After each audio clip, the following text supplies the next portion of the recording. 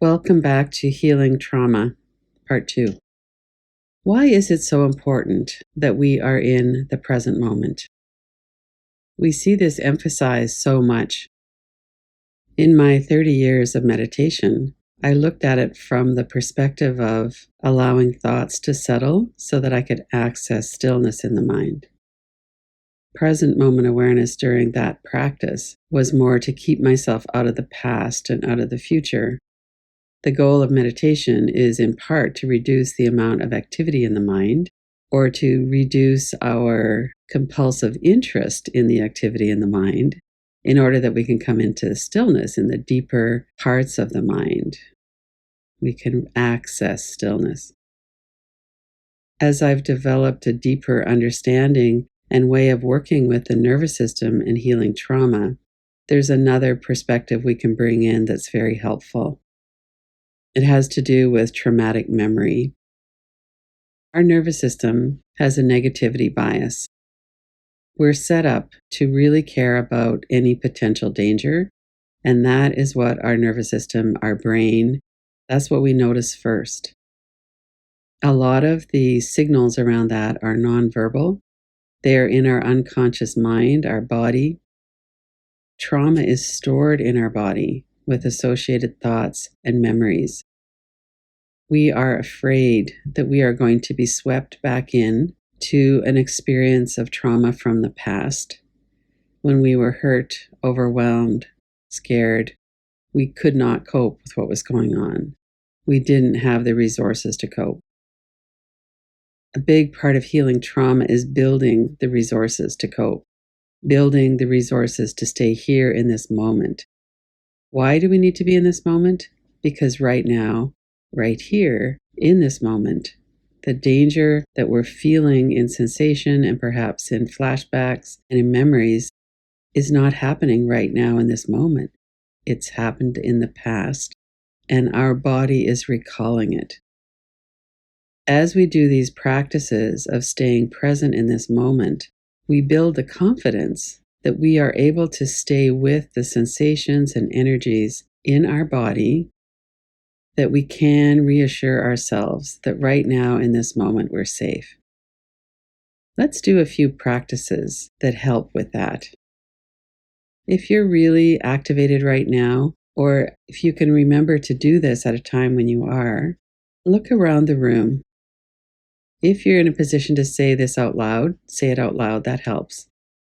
Look around the room and notice 5 things that you can see and name them. I can see a picture on the wall. I can see the tree outside the window. Name 5 things that you can see.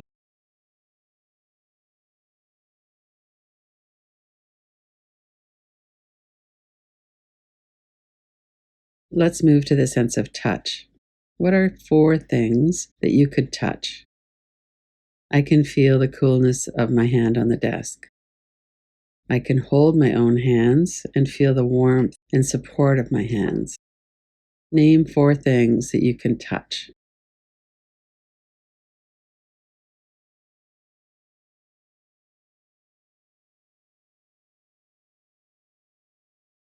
What are 3 sounds that you can hear? You might be able to hear the sound of your fridge or the wind outside. Name 3 things you can hear.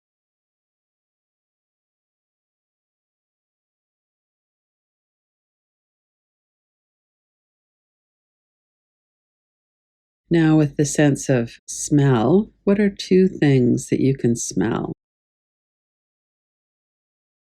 Or maybe 2 of your favorite smells. I love the smell of the earth after rain. What are 2 of your favorite smells?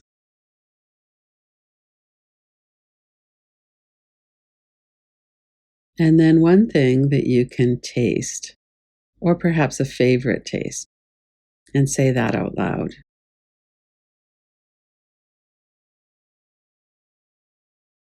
And notice that what we were doing there is we were bringing ourselves into the present moment by using our senses.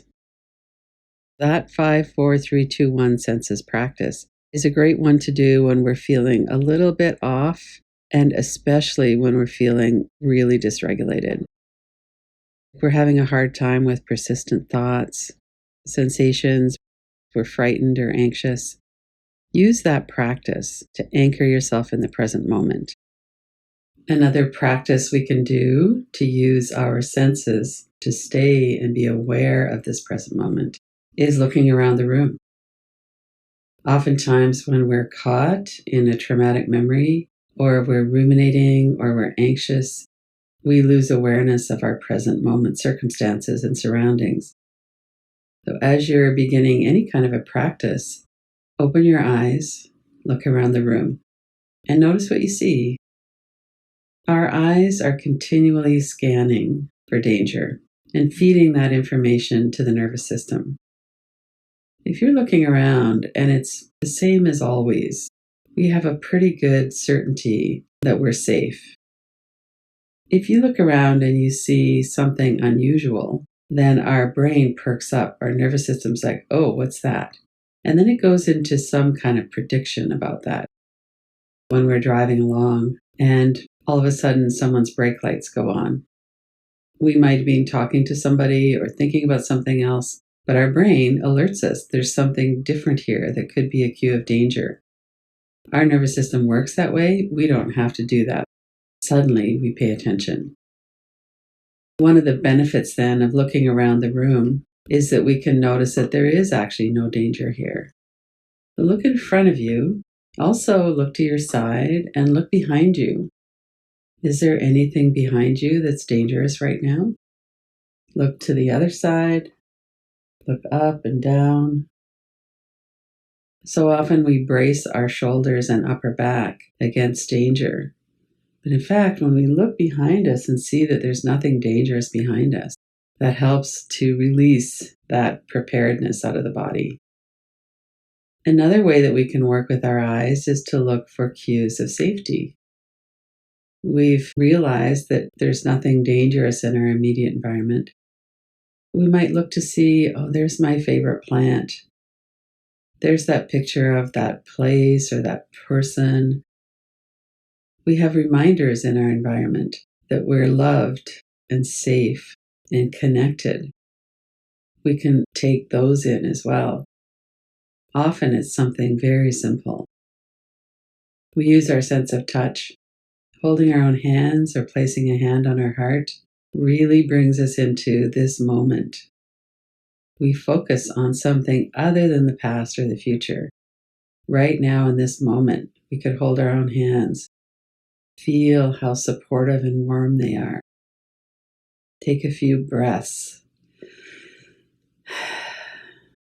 What a relief. Throughout this series on healing trauma, we're going to come back to this over and over. We become aware that we're grounded on the earth. We feel our feet, our seat. We notice sensations of air in our nostrils. Focusing on breath can sometimes make us a bit uneasy. Generally speaking, using our eyes and using our sense of touch and feeling grounded is accessible to all of us.